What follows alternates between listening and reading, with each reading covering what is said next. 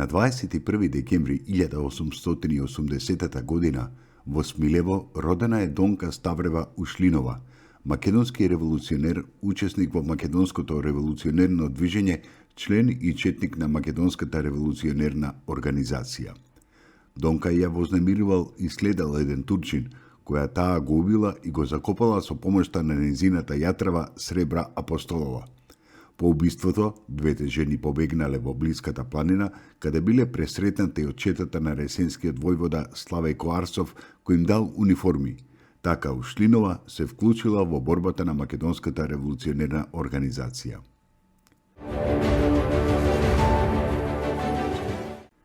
Беше тоа на 21. декември 1990 година, кога подрачјето помеѓу Гевјелија и Гуменџа, Република Грција, го зафати висока сеизмичка активност, која се изрази со серија на земјотреси. Гевгелискиот земјотрес беше со измерена магнитуда од 5,5 степени според Рихтер. На 21. декември 1922 година е роден Мито Хаџивасилев Јасмин, македонски комунист и политичар и новинар, наречен првото перо на македонското новинарство и публицистика. Студирал на правниот факултет во Белград.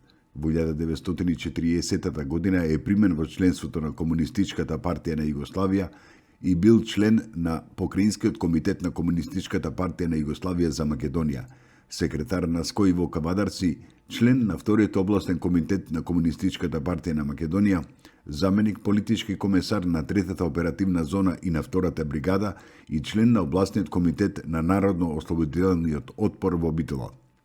По ослободувањето од крајот на 1945 година до 1 јануари 1948 година е главен и одговорен уредник на Нова Македонија.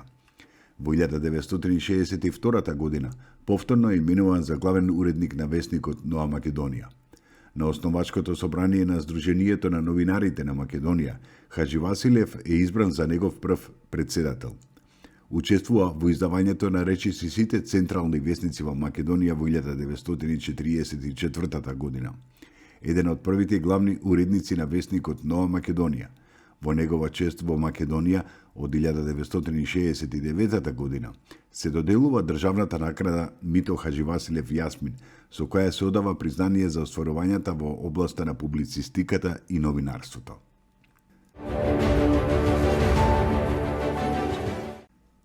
Беше тоа на 21. декември 1923 година, кога во Скопје е родена Васка Илиева, една од најпознатите македонски изведувачи на народна музика. Васка Илиева својата музичка кариера ја започнува пред 1950 година во државниот ансамбл за народни песни и игри Танец. Поради ненадменливиот стил на пеење и неповторливиот глас, Васка Илиева многу брзо станува многу популарна и настапува на безброј концерти не само во татковината, туку и во тогашна Југославија, како и во Бугарија и секаде во светот каде што живеат македонци. За време на долгата музичка кариера во Република Македонија ја нарекуваа жива легенда на македонската народна песна, кралица на македонската народна песна, како и амбасадор на македонската народна музика. Васка Илиева умира на 4. мај 2001 година во родното Скопје.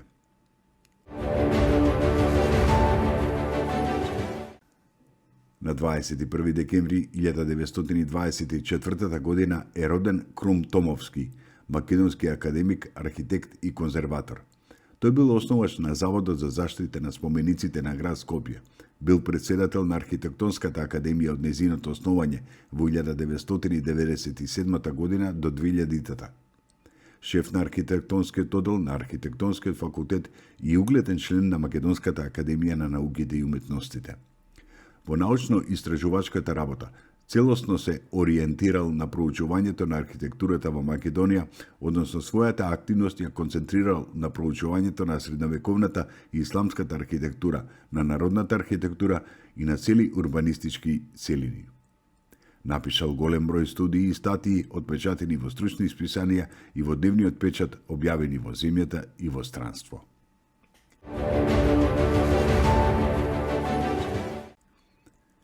Беше тоа на 21 декември 1987 година кога почина Виктор Ачимовиќ, југословенски и македонски публицист, новинар, филмски и фотографски автор.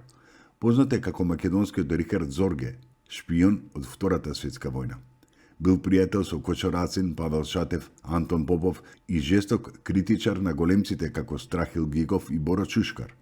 Во 1939 година во Марибор го издал единствениот број на македонскиот весник на српски јазик Јужна стварност. Од 1944 година активно се вклучил во народно-ослободителната борба. Акимовиќ е еден од првите фотодокументаристи во главниот штаб на Македонија, а со своите фотографии учествувал и во првите броеви на весникот Нова Македонија. Подосна Акимовиќ работел како дописник на Политика и Белгарско радио, хрватскиот илустриран вјесник и љубљанскиот товариш, но не и за македонските весници. Член е на Друштвото на ликовни уметници и на применета уметност на Македонија, слободен телевизиски репортер во информативно-политичкиот сектор на радио-телевизија Скопје. Акимовиќ бил посветен и на филмот и фотографијата. На Меѓународниот филмски фестивал во Луксембург во официјална конкуренција биле прикажани 3 негови филма, а за еден од нив, Циганска молитва, е награден со бронзена плакета. Тој е еден од основачите на Скопскиот клуб Камера 300, учесник е на бројни меѓународни изложби на фотографија и еден од најпочитуваните сниматели и фотографи на Балканот, но и во Европа.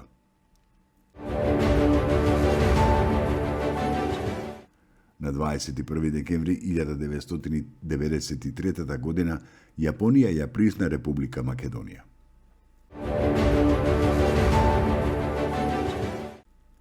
Беше тоа на 21 декември 1994 година кога Република Македонија и Ватикан воспоставија дипломатски односи на ниво на амбасадори. На 21 декември 2014 година од срцев удар почина Васил Шишков, македонски глумец, син на глумецот Ристо Шишков. Шишков е роден на 30 јануари 1970 година. На 24 години дипломирал актерска игра на Факултетот за драмски уметности во Скопје. Како професионален актер дебитирал уште како студент на сцената на Народниот театар Војдан Чернодриски во Прилеп 1993 година, играјќи го Марко Крале во истоимената пиеса на Младен Србиновски. Играл во неколку македонски филмови и телевизиски драми.